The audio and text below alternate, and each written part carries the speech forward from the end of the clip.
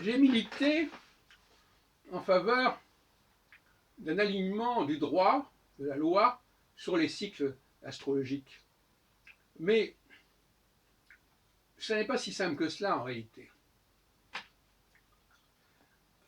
Il peut être nécessaire de contrôler les cycles. Par exemple, des gens qui sont martiens, qui sont voués à des changements très rapides, est-ce qu'il faut légitimer cette façon de faire?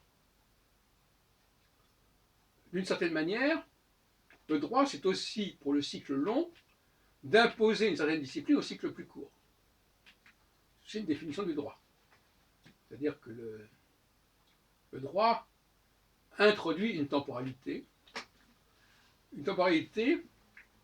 qui va à l'encontre, d'une certaine manière, de la cyclicité.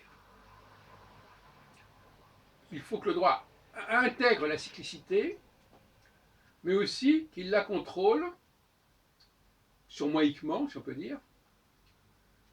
Je pense notamment dans le domaine du mariage, l'institution du mariage, comment organiser, instaurer cette institution par rapport à la cyclicité. Un martien, par exemple, qui est voué à des changements fréquents, est-ce que c'est lui rendre service de lui proposer une forme de lien qui soit aligné sur le cycle martien? Je ne suis pas du tout certain. Donc, le